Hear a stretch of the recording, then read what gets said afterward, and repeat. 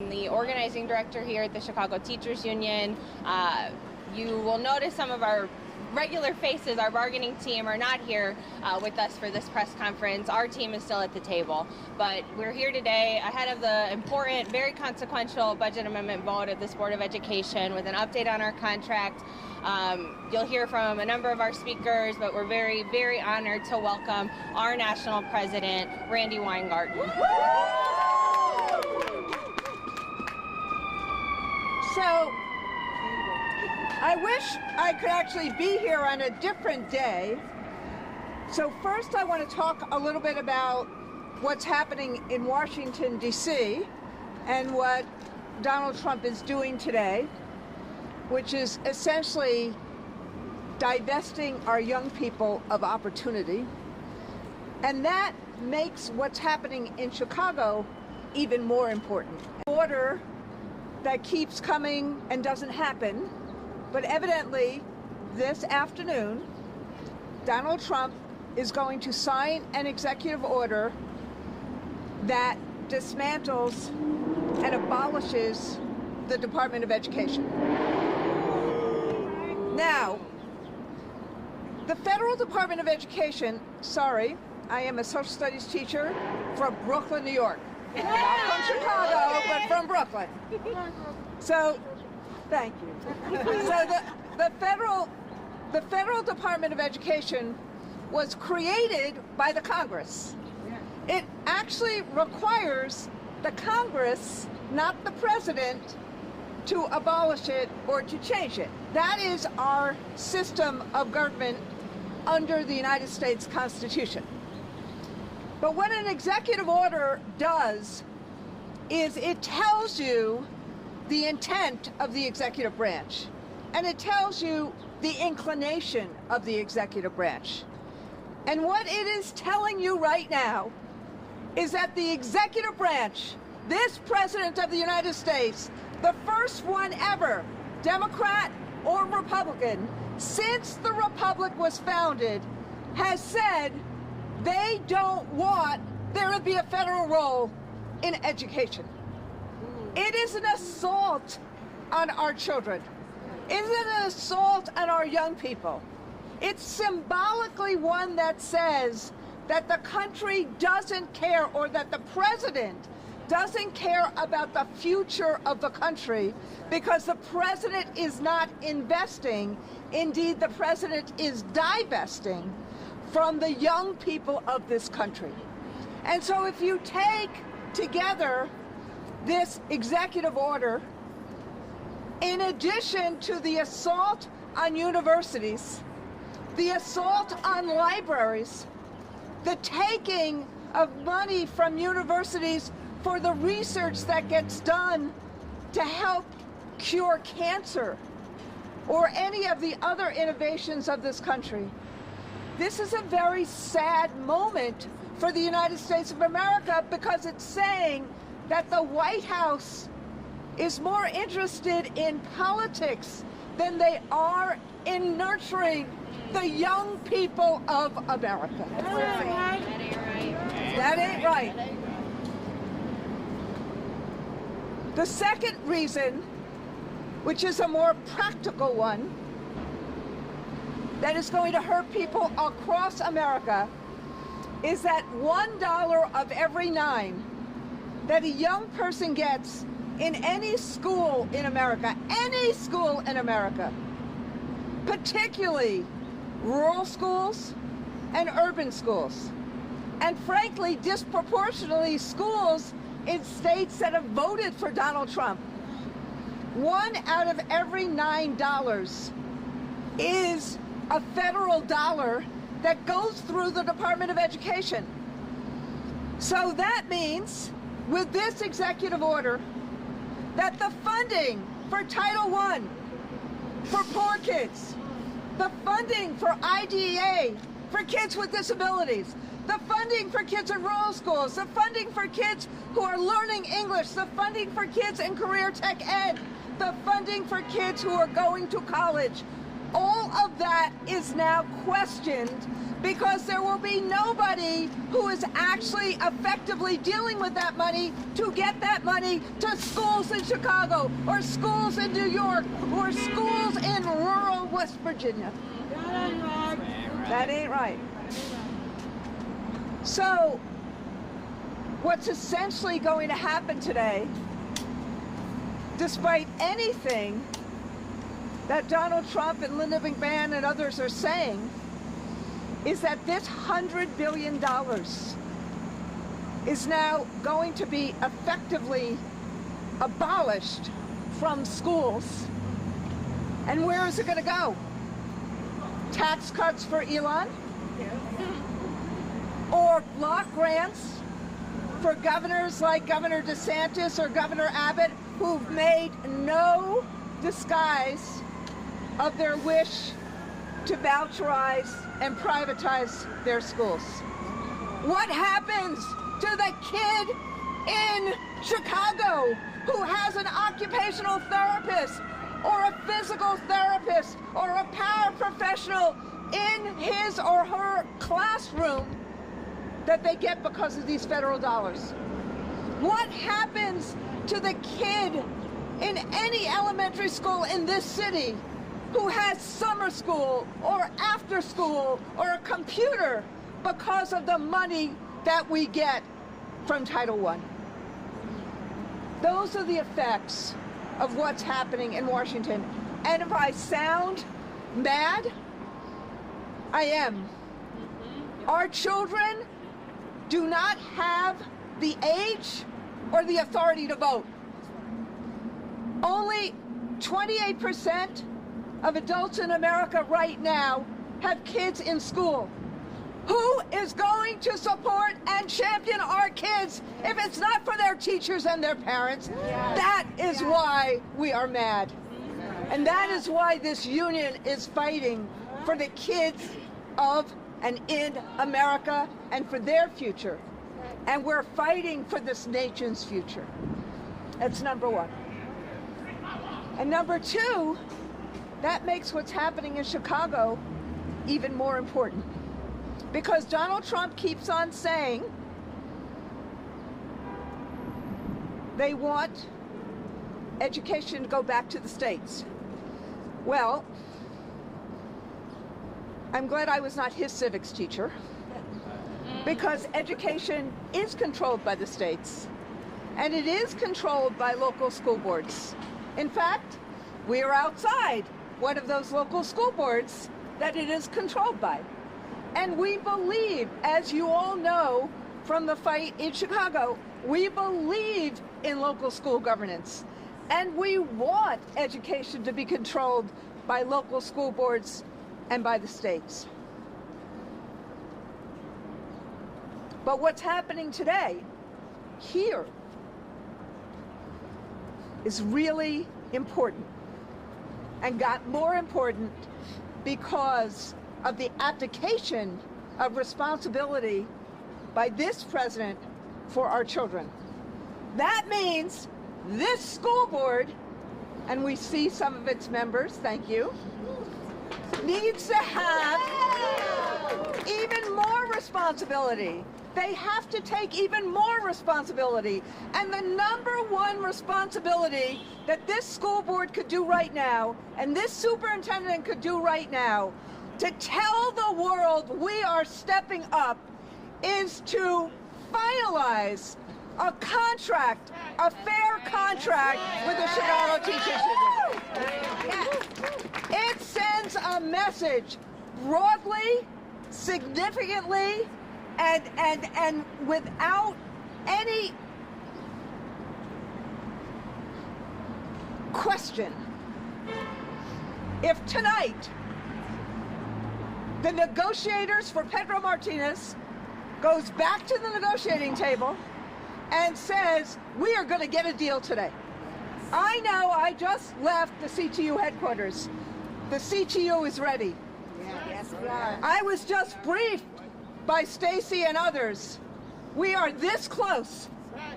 Send a message to Washington. Send a message to the world that we in Chicago care about our kids. And the first way to show that today is to get to a fair contract. It's there. Stay at the table until it's done. Thank you.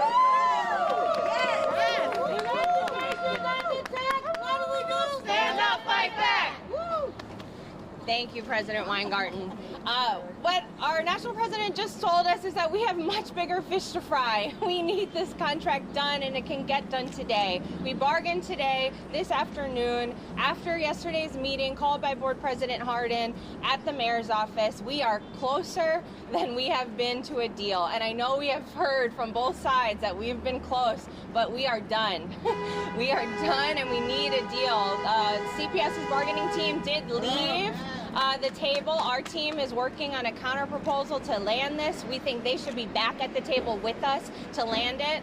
I am honored to bring one of our bargaining team members and our officers, Recording Secretary Christelle Williams, up to the mic to speak more about the MEABF pension and the implications for our paraprofessional members. Christelle. Good afternoon. CHRISTEL, Christelle Williams, WILLIAMS. I am a paraprofessional, and some will call me for life. I have CSRP for life. I have 17 years in the school as a school clerk. After that, I've been working for CTU for 15 years as an organizer, field rep, and now reporting secretary. This meeting is important to us today as paraprofessionals. I did leave my team at the office. They were bargaining. CPS left. We're hoping that we can go back to the table today and get a resolve and a contract signed. So I want to just share a few things with you. Even that I work for the CPS, I have 3 girls that graduated from CPS, all of which have been employed, 2 that are still employed with CPS. And it's difficult. It's difficult for me as a parent to encourage and inspire them to be a part of this team when I know that CPS does not have our best interests at heart. When we're talking about paraprofessionals who work so hard, our paraprofessionals are the Black and brown women, mostly single, that live in the communities that they serve. They know the children, they know the situations, they're dealing with crime. Just recently, a young lady that I know lost her son to crime, 13 years old. They found him murdered in the street. That's what we have to deal with as paraprofessionals. We know those babies. They come to school looking for us. And for Pedro to decide that he doesn't want to invest in our future after we've worked hard for years, after we've paid into our dues, after we've done our work, making sure that the schools start on time, we're there when schools are closed, to say you don't deserve to get a pension is a slap in the face. Yes, yes, it is. Not only are we dealing with that, but when we hear Randy say what number 47 is doing in Washington, D.C., it's sickening. And it's sad that our kids to come, the generation to come, has to deal with people who don't care about education. We've been bargaining now for 11 months, and we still have not come to any conclusions. We've come close, as Casey just said. We are close. We're ready to settle. We've given everything to them. We've put everything on the table. All that is left are 5 outstanding issues, and I'll share those with you right now. We're still waiting for a better school day and preparation time needed for students to receive the most robust and engaging lessons possible.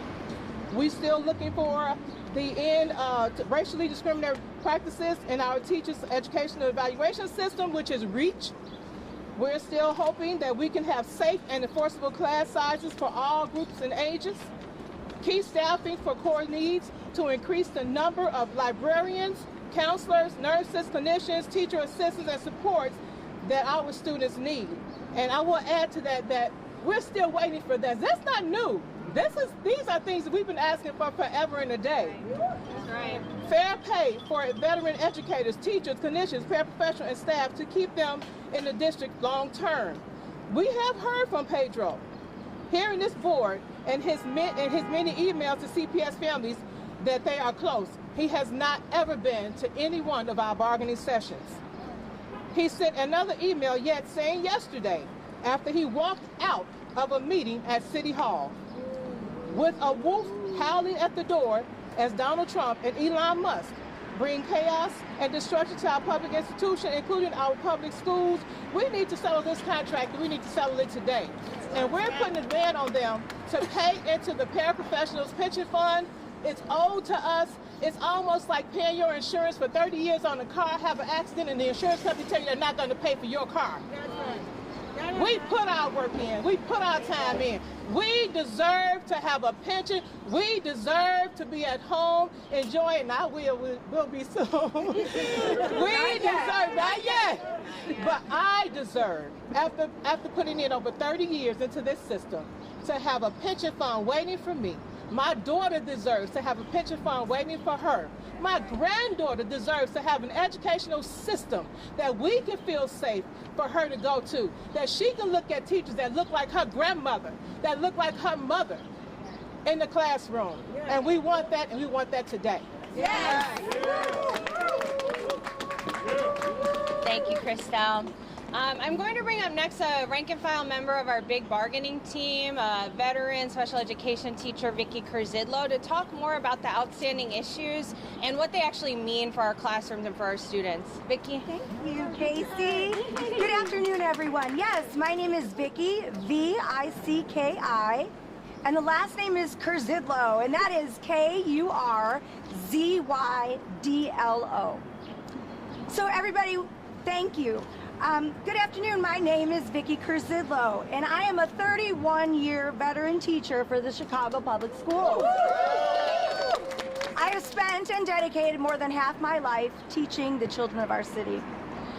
I'm a former elementary school librarian, I'm a current special education teacher, and mother of 4 children who attended CPS schools from kindergarten through 8th grade. Or through high school. What am I saying? Through high school. We stand here today with a clear and resolute message for the Chicago Board of Education. Do the right thing. That's right. Do the right thing. Pass the budget amendment. The opportunity before us is unprecedented. You can work in partnership with us to secure the most iconic, transformative contract in the history of Chicago Public Schools. You can secure an agreement that will provide the students of Chicago with a world-class education, a contract that will uplift educators, paraprofessionals, clinicians, principals, and most important, the students of our great city. Right. There are 2 issues. Well, all of the issues that were outlined are important. We have 5 remaining issues on the table that are all within reach. But there are 2 issues that I'd like to address specifically as a veteran educator that can't be overlooked in these negotiations, no matter how hard they try. The first one is veteran pay. Now, as a veteran educator, there's so many things that we bring to the building. The very first one is, I don't know where to start. The very first one, thank you, Randy. The very first one is our institutional knowledge. We've been there. We know the school community. We've worked hard. Our mentorship. When you are a new teacher or you are new to Chicago Public Schools, you need a mentor. Yes, trust me on that. You need someone to help you, to walk you through the day-to-day. You need someone to help you navigate the complexities of the Chicago Public School system. What we bring to the table is a part of a multi-generational approach to educating the students in this city. We help the younger educators take that energy, harness it, and move it forward. We help develop curriculum. We talk to the parents. We do all of those things in one school day. Talk about over the course of a lifetime like me, 31 years. The second thing I'd like to talk about is preparation time.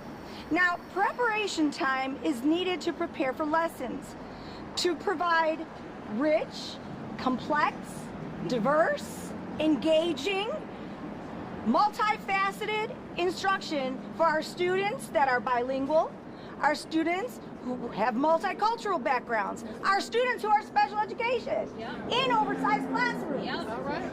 Start there. And how do we make that happen? Well, first of all, we need to pass this budget amendment to pay for it all. And our fact finder has said that we can do that. Yeah. So Another thing I'd like to say is that everybody, my heart is in this. Our hearts are in this, and we're in it for the long haul, and we're ready. We want to make this happen. We want this solved today. There's no reason why it can't be settled today. The students of Chicago deserve a world-class education. You have the tools, Chicago Board of Education, to ensure this contract is agreed upon and settled. It is time you lead a district that demonstrates the value it holds in its educators by paying fair wages and ensuring robust pensions. The time for delay is over. The time for excuses has passed. Now is the time for action. Woo! We urge you to pass the budget amendment, invest in our educators, invest in our schools, invest in the future of this great city, and most importantly, our students. Thank you.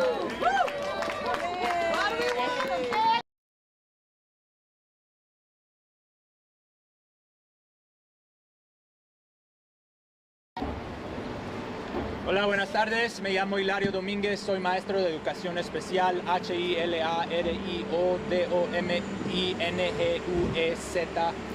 Un maestro crecido y nacido en el barrio de Pilsen a padres inmigrantes. Ok, hemos estado casi por un año negociando con CPS. Y Pedro ha caminado muy lento. ¿Y saben qué? Que el tiempo ya se acabó. Ayer el alcalde y el presidente del concilio local, el concilio escolar, nos llamaron a la oficina y nos dijeron, ya, basta con las mentiras, basta con las excusas, basta con la división. Se acabó el tiempo, hay que terminar esto. Los niños de Chicago, los estudiantes, los padres merecen un contrato justo. Pedro no quiso terminar esto ayer. Entonces, por eso estamos aquí con nuestra presidenta nacional de nuestro sindicato de maestros de nuestro país, porque estamos demandando que CPS termine esto, que nos dé lo que merecemos, que nos dé lo que padres merecen, lo que los estudiantes merecen.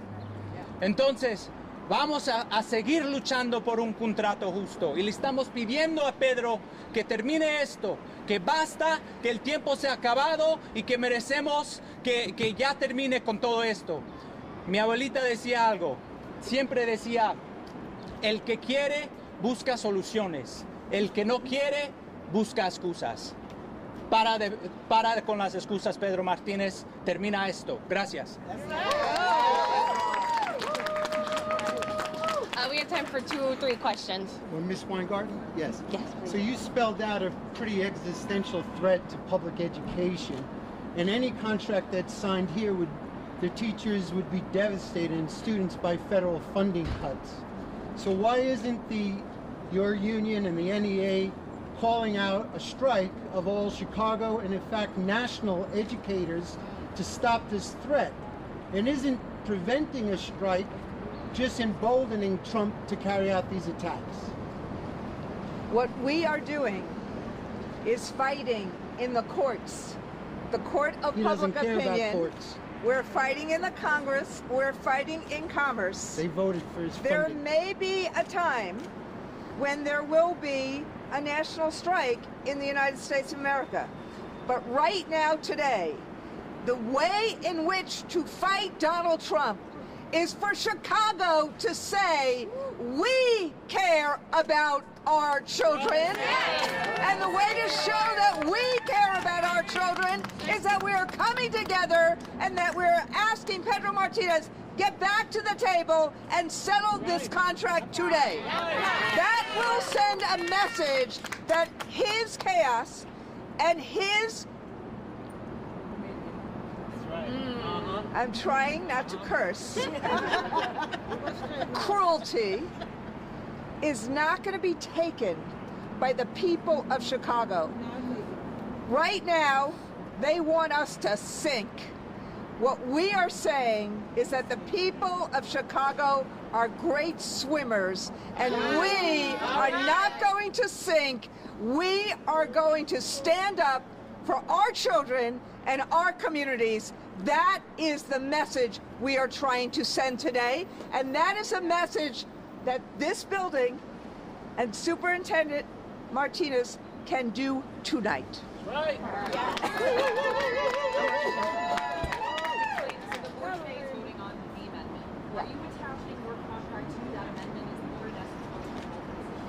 So our President Stacey Davis Gates has explained this a number of times. It's very unusual for the board to be voting on a budget amendment before we've settled a contract. That has not happened. They amend the budget after we have a settlement. We do not have a settlement yet, but we think we can get one done today before this vote. The budget amendment language as written does incorporate the cost of our contract, the principal's contract, and the pension payment as we've seen it. And so it is related, but we think it'll be much stronger if we could have a tentative agreement before board members cast their votes. Right. So what should happen if that agreement doesn't happen so that we're set to vote on it? Not around. Yeah, it does explicitly state our contract, the principal's contract, the MEABF payment are all embedded in this.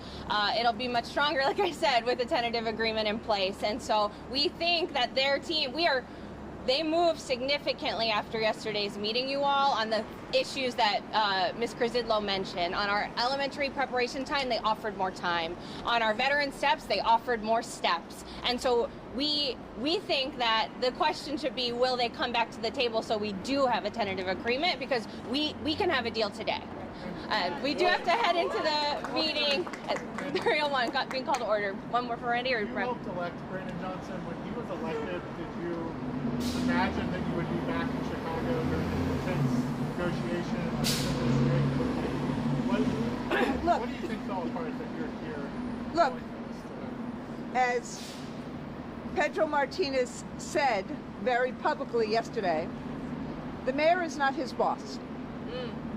The mayor is the person in the city that wants to make sure that the city shines and that the city has the fiduciary duty for all who live here and who come here.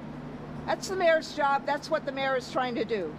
The mayor understands, I haven't talked to him in the last few days, but the mayor understands, like these folks standing behind me understand, like the students and families in Chicago understand, and I believe most of the board members, that it is in the city's best interest to get to a contract.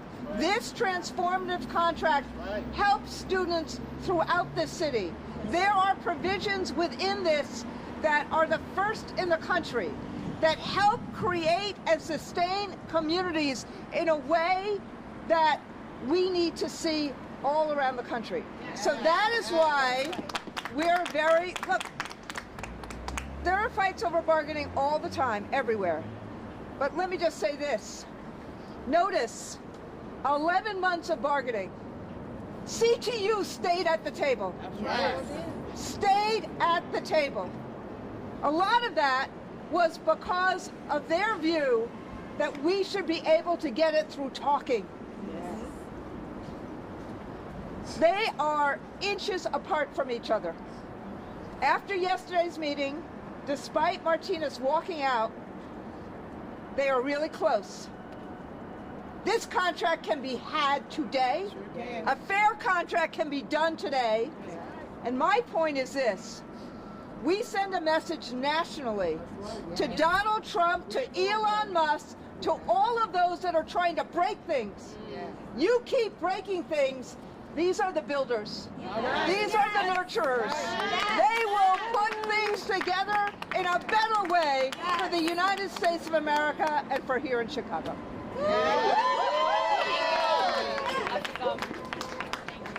Reporters who are attending inside, if you go inside this door and straight down this hall, we still need to get you inside. The board meeting is starting right now, but if you move quickly, we're trying to expedite it for you. Thank you.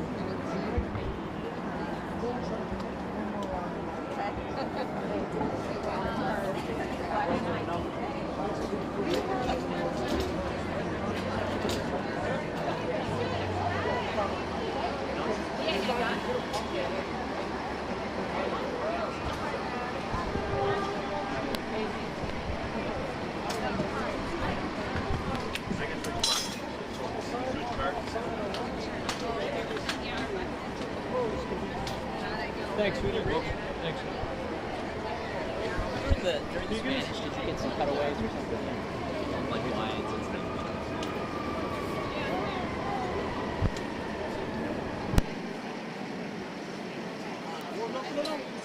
No.